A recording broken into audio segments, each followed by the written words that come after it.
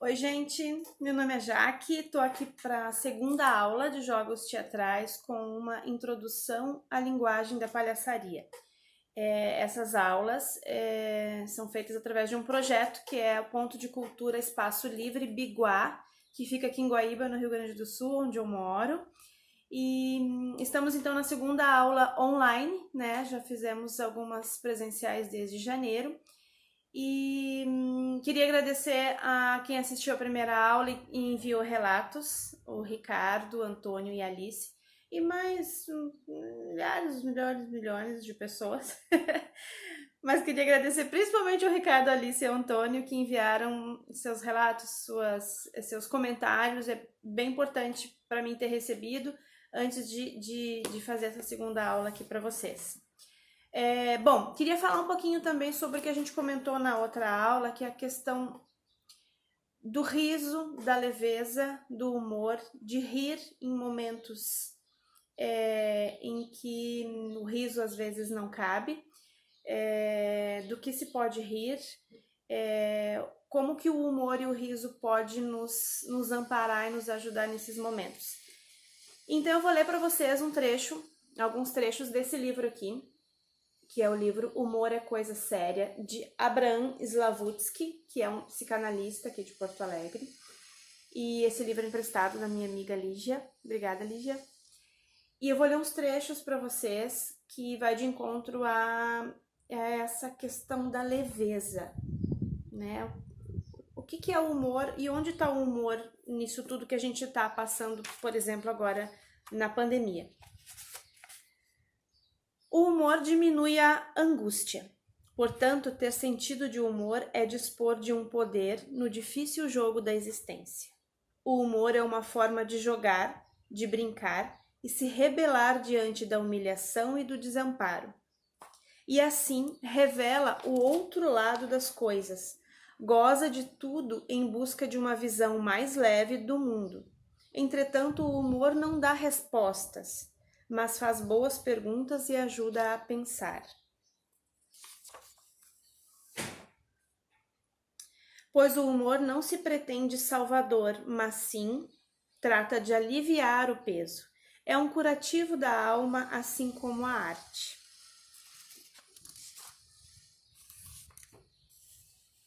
O humor é um sexto sentido, e nem todos os adultos são dotados desse sentido, especialmente os que não podem afastar-se da realidade para ver tudo a uma certa distância. O humor é uma conduta de luto. Vê tudo a uma certa distância, suporta a morte, as perdas, pois é um antídoto às frustrações inevitáveis. O filósofo Comte Sponville escreveu que se pode gozar de tudo, morte, fracasso, doenças, desde que o riso acrescente algo de alegria, de doçura, leveza, e não ódio, sofrimento e desprezo. A ironia fere, o humor cura. A ironia ataca, o humor ajuda a viver. Deste livro aqui, Humor é Coisa Séria. Então, a leveza, ela não trata-se de deixar o problema de lado, e sim de ver o problema, de ver a realidade de um ângulo diferente e dele sim tratar com humor e dele sim ajudar a viver melhor e através do humor ajudar a enxergar o que a gente passa de uma outra forma. Não é desprezar, não é deixar pra lá, não é, e daí, o que tem, deixa pra lá. Não é isso, né? O humor é coisa séria. Muito bem. Na aula anterior... antes eu quero passar para vocês o e-mail do Espaço Livre Biguá, para quem quiser enviar o relato da aula, entrar em contato conosco. Quem não viu a primeira aula, tá no YouTube, nos YouTubes lá do Espaço Livre Biguá. Vai ficar até, provavelmente, um tempo até, né, terminarmos com essa pandemia aí. E vai ficar por um tempo ainda disponível lá no canal do YouTube do Ponto de Cultura Espaço Livre Biguá. Na aula anterior, eu dei um nome à aula com o tema palavra, tá? A aula 1. A aula de hoje, eu quero falar um pouquinho com você sobre escuta. sobre ouvir e escutar. Primeiro exercício que a gente pode fazer vou convidar vocês para fecharem os olhos por uns instantes e ouvir ouvir tudo o que está no ambiente de vocês agora nesse momento. Tá? Então a gente fecha o olho por alguns instantes.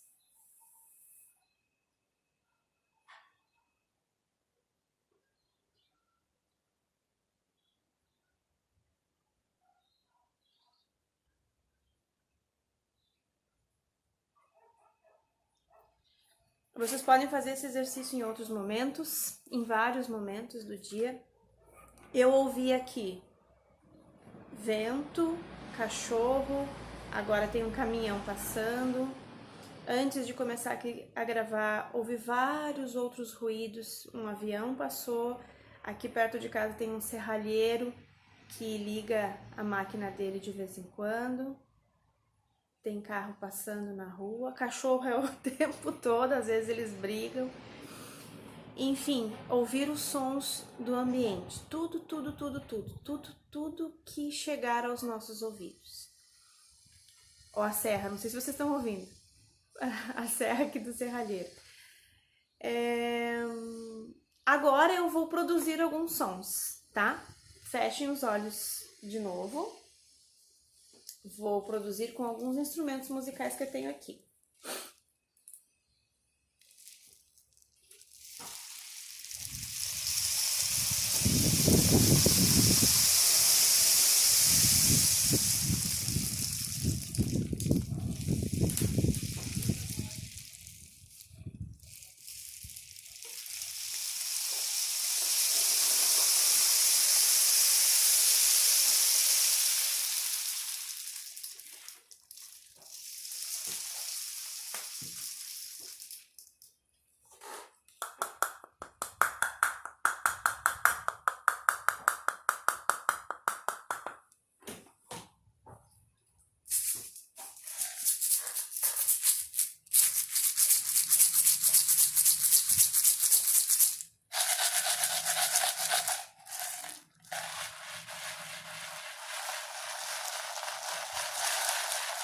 Continue com os olhos fechados.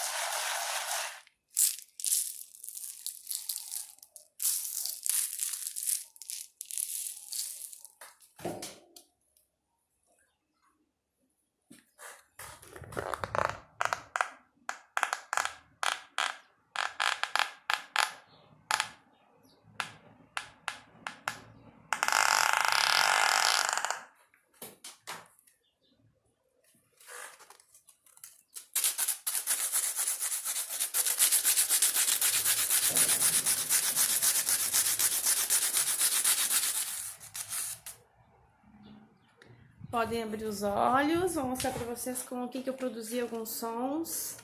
Aqui com essa lixa de madeira, esfregando uma na outra.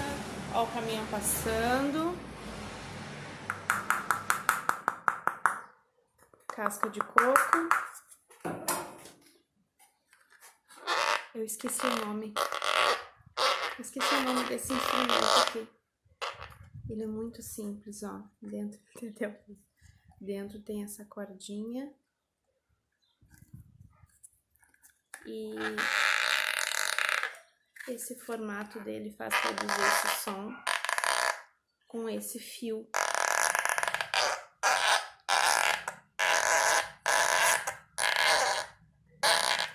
Depois eu vou pesquisar direitinho o nome dele.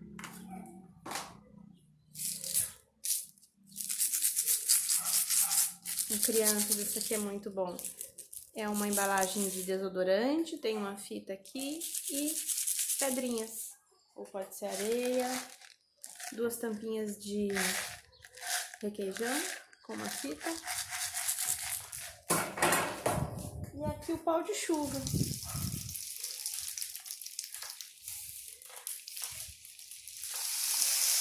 Que é um instrumento indígena. Ele é originário do Chile. Esse aqui é feito com papelão. Quem fez foi a minha amiga Anaí, que me presenteou. E vocês podem olhar na internet o jeito de fazer. A forma original é de bambu, taquaras, né? Taquaras, bambu. Muito bem. O que a gente fez agora foi um exercício de ouvir, né? O que é ouvir, o que é escutar? Ouvir foi o que a gente acabou de fazer, a gente deixou entrar o som, a gente se concentrou um pouquinho, é bom fechar o olho porque a gente se concentra mais, né, na audição. A gente deixou entrar o som no nosso aparelho auditivo, isso é ouvir. Escutar seria o que a gente faz com o que a gente ouviu. Se a gente está escutando alguém, se a gente está escutando alguma coisa, o que produz em nós, o que repercute em nós e como que a gente reage ao som que a gente ouviu. Então, a nossa escuta, ela pode ser treinada, ela pode ser trabalhada, a gente pode melhorar a nossa escuta. Eu vou mostrar para vocês alguns jogos de escuta, que também tem a ver com palavras que a gente conversou na outra aula e que podem treinar, né? Jogos teatrais. Então, eu faço com os meus alunos nas escolas, né? E nos grupos de teatro. Jogos de escuta, jogos de ouvir e de escutar. Um deles é a associação de palavras, que a gente pode treinar essa nossa capacidade de se fixar em alguém, ouvir, escutar e reagir. Então, a associação de palavras a gente pode fazer de várias maneiras. Uma delas é a dupla, pode ser em dupla. Dizer palavras, um de cada vez, né? Alguém começa, diz uma palavra aleatória, o que vem à cabeça, e o seu parceiro de jogo vai lhe dizer uma palavra, também o que veio na cabeça, associando a palavra que ele ouviu. Então, se eu falei agora, iniciei o jogo e falei chiclete, o meu parceiro pode falar saliva, né? Uma associação que ele fez com a palavra chiclete. E eu, com a palavra saliva, posso falar língua. Ele pode falar boca, céu da boca, estrela, lua, noite.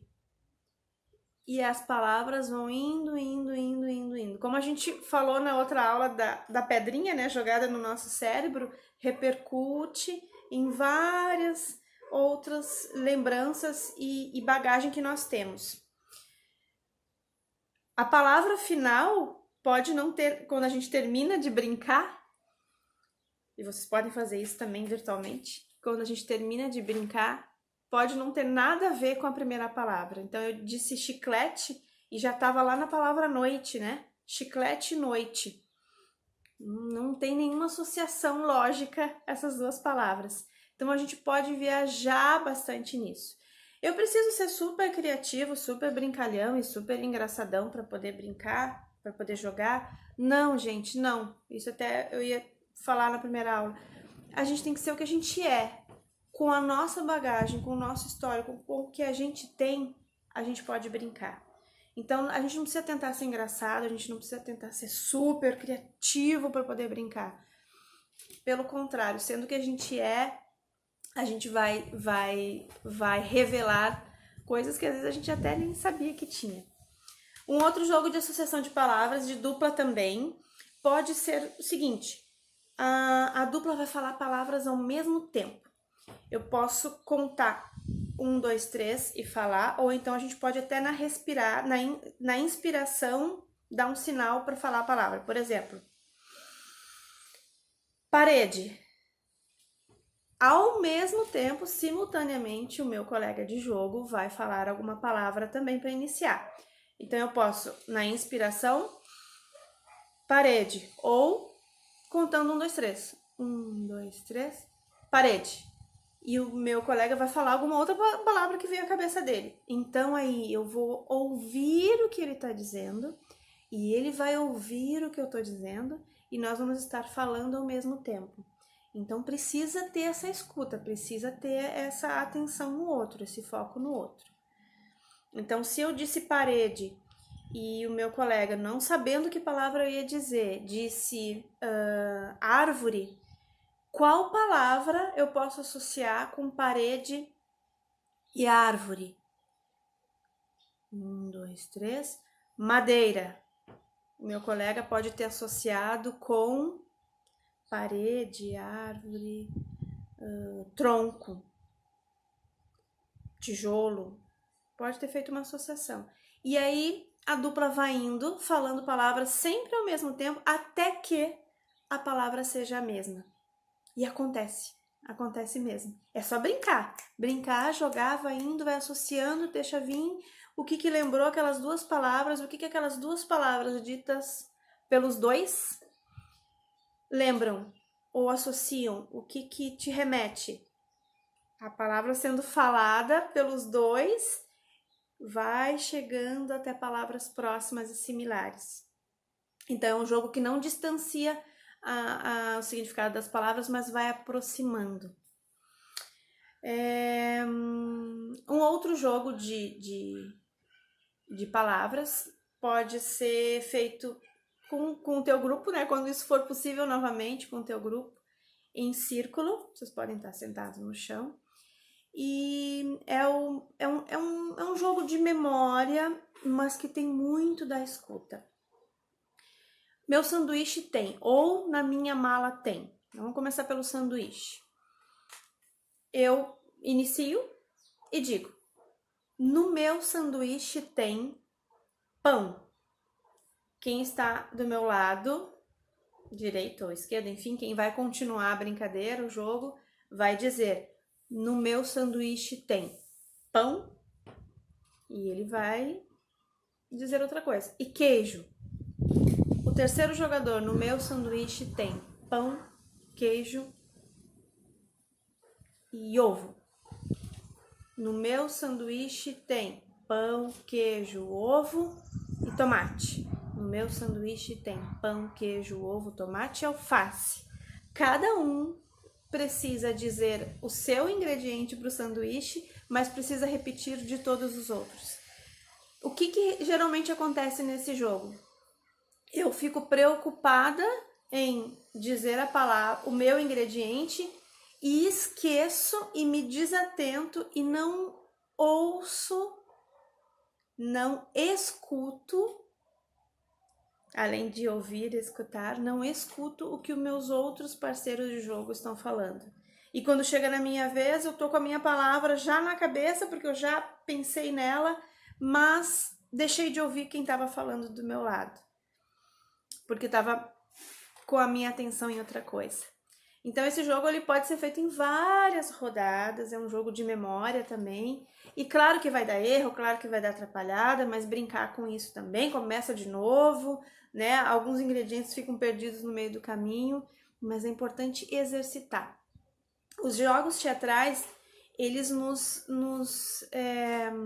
estimulam a exercitar a nossa criatividade, nossa imaginação. Então, foi o que eu disse antes, a gente não precisa ser super brincalhão criativo para poder brincar. A gente precisa ser o que a gente é, e se a gente exercitar, a gente consegue trazer à tona muitas coisas legais e coisas que a gente nem imaginava.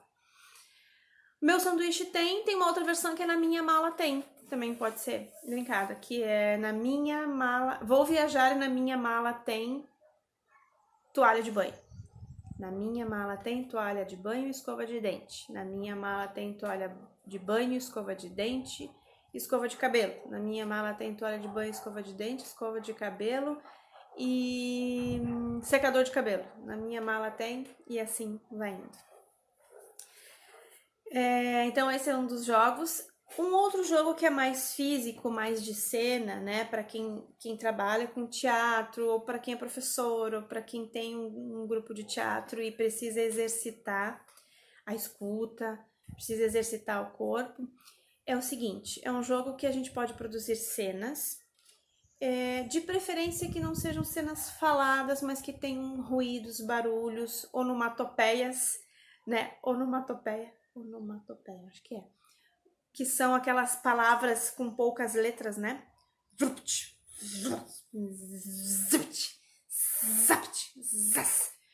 Que expressam coisas sem necessariamente a palavra falada. Então, o jogo é o seguinte, pode ser feito com 4 pessoas, 2 dessas pessoas, ou divide o grupo em 2, né, dependendo do tamanho do grupo. 2 dessas pessoas vão ficar de costas e não vão ver a cena. Vão só escutar a cena que outros 2 atores, outras 2 pessoas vão encenar. Pode ser dado um tema, por exemplo, academia. E esses 2 vão então fazer uma cena na academia com barulhos. Pode ter um pequeno diálogo, mas nada de muito texto. E bastante movimentação, bastante barulho corporal, né? Na academia é possível isso. E em determinado momento a cena para e os outros 2 que estavam de costas apenas ouvindo vêm para o lugar destes 2 que estavam encenando e continuam a cena. Então, eles precisam estar muito atentos na escuta ao que está se passando, né? E tentar não só ouvir, mas tentar entender quais são os movimentos que esses atores estavam fazendo e tentar reproduzir e continuar a cena, a história, enfim, dá para inventar vários temas, dá para fazer de várias maneiras. Pode ser feito também o seguinte, que a gente já fez na sala presencial lá, a plateia toda fica virada de costa e um grupo, 2, 3 ou 4 pessoas faz uma cena nesses moldes que eu falei, sem muitas palavras, sem muito diálogo, e todo o restante do grupo, ao final da cena, quando ela termina, não é tentar adivinhar, mas colocar qual foi a sensação, o que ele imaginou, o que ele criou na imaginação com aquelas cenas que estavam sendo apenas escutadas. É um ótimo exercício para a gente treinar, a nossa audição, não só a nossa audição, mas a nossa escuta também. Muito bem. Eu queria concluir com vocês citando alguns trechos deste livro aqui. O Palhaço e o Psicanalista, que foi escrito por um psicanalista e por um palhaço, o Christian Dunker e o Cláudio Tebas. Esse livro é sensacional para essa questão da escuta. Eu vou ler alguns trechos para vocês. Ainda nos dias de hoje, nós ainda aprendemos que escutar é obedecer e falar é mandar. Quem sabe fala, quem não sabe escuta. Assim se formou um conceito, né, de muito tempo. Como se escutar fosse próprio do lugar do subalterno. Como se fosse. Escutar com qualidade é algo que se aprende. Depende de alguma técnica e exercício, mas também e principalmente de abertura e experimentação. Experimentar a escuta. E nisso aqui eu volto a falar do exercício que eu propus na primeira aula. A Alice me relatou, me comentou no relato dela que ela fez com a mãe dela, na ocasião quando ela nasceu, o que aconteceu, quais foram os sentimentos. E ela me contou um pouco de como foi isso, ouvir a mãe dela contando uma situação que envolve o nascimento dela. Esse ouvir e esse escutar remeteu, obviamente, a ela a outras lembranças, né, da mãe dela, enfim, nessa conversa que elas tiveram. Então, é o que diz esse trecho, né, requer essa abertura e requer experimentação, gente, requer conversar, requer estar disposto a escutar. E aqui a gente pode fazer essa relação do ouvir e do escutar, né? O ouvir tem a ver com o nosso aparelho auditivo, obviamente, o que entra, mas o escutar tem a ver com o que a gente faz com o que a gente ouviu.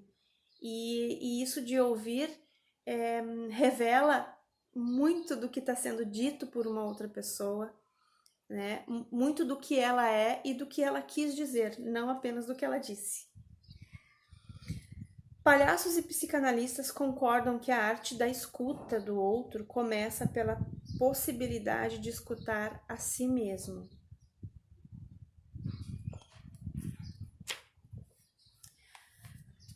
E por fim, como você, nos seus termos, com a sua história e do seu jeito, pode encontrar um modo de escutar os outros que lhe seja próprio e autêntico.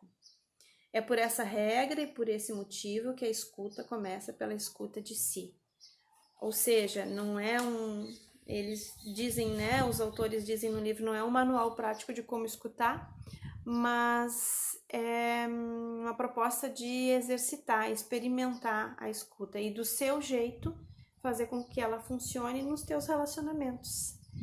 E o palhaço tem muito disso. No primeiro exercício que a gente fez de ouvir o ambiente, de que maneira a gente não deixa escapar nada. O palhaço, ele não deixa escapar nada.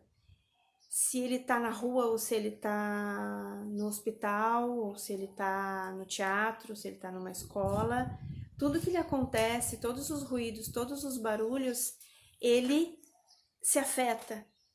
Ele ouve e ele escuta, e ele reage. Então, em relação à escuta, o palhaço tem muito a nos ensinar. Vou terminar a nossa aula com uma frase de uma filósofa que é a Viviane Mosé, que eu gosto muito. E a frase dela é a seguinte: é preciso aprender a incorporar o silêncio na alma. Escutar o silêncio também é escutar. E nesse tempo que a gente está vivendo agora, em que é preciso parar um pouco para ouvir, para escutar e para incorporar isso na gente, né? De que maneira a gente pode lidar com esse silêncio. Gente, então era isto. Passei alguns jogos, exercício, coloquei para vocês algumas ideias e algumas leituras que eu fiz sobre isso. Agradeço os comentários, agradeço se vocês enviarem relatos, é muito bom para a gente trocar, é muito bom para alimentar essas reflexões. Obrigada por hoje e até a próxima aula no YouTube do Ponto de Cultura Espaço Livre de Biguá, todas as segundas-feiras. Beijos!